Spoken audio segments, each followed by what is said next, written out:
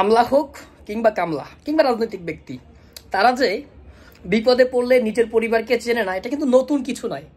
এই যে ধরেন, এই যে মতিউর রহমান, সে এখন বিপদে পড়ে তার সন্তানকে চিনছে না এবং সে বলছে যে এই ছেলেটা তার সন্তান না।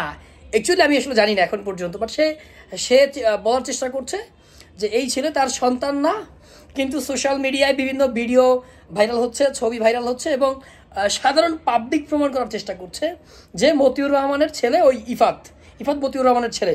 কিন্তু সবচেয়ে মজার একটা বিষয় কি জানেন, ডিবেট কি জানেন, এই যে বেনজির আহমেদ, তিনি এই যে এত বড় দুর্নীতির পাহাড় করলেন, বাংলার সর্বশেষ দুর্নীতিবাজ নবাব, সে যখন বিপদে পড়ল, ওবায়দুল কাদের, আওয়ামী লীগের যারা আছেন ক্ষমতাশালী, তারা বললেন আমরা বেনজিরকে চিনি না।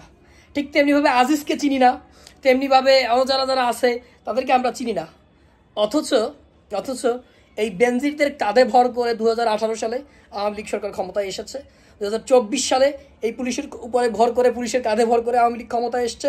এই আজিজদের কাঁধে ভর করে আওয়ামী লীগ ক্ষমতায় আছে এবং আলটিমেটলি আওয়ামী লীগ বলেন, আমলা বলেন, কামলা বলেন, তাদের একটাই কথা, আপনি তাদেরকে সার্ভ করেন, কোনো সমস্যা নাই, বাট আপনি যখন বিপদে পড়বেন আপনাকে তারা চিনবে না। এই যে আসাদুজ্জামান অলরেডি পালিয়ে গেছে, 18 সালে নির্বাচনে ডিএমপি কমিশনার ছিলেন। ঠিক তেমনিভাবে হাজারো আওয়ামী লীগের নেতা আছে, কর্মী আছে, তারা যখন দল ক্ষমতায় থাকে কিংবা যখন দলের প্রয়োজন পড়ে তখন তারা দলের জন্য অনেক কিছু, বাট আলটিমেটলি তারা যখন দুর্নীতির মামলায় ফাঁসে, অন্য কোনো মামলায় ফাঁসে বা কোনো কায়দায় মানে ব্যক্তিগতভাবে বেকায়দায় পড়ে, তাদেরকে দল কখনোই দল তাদেরকে চেনে না।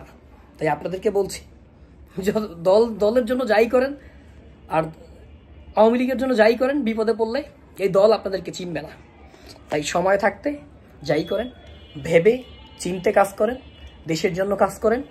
বেঁচে থাকার জন্য 1000 কোটি টাকার সম্পদের প্রয়োজন নাই, যেই সম্পদ আপনাকে দেশ ত্যাগ করতে বাধ্য করবে। বেনজির আহমেদের বয়স কিন্তু খুব একটা বেশি না, হ্যাঁ, পুলিশে চাকরি করে হয়তো রিটায়ারমেন্টে চলে গেছে।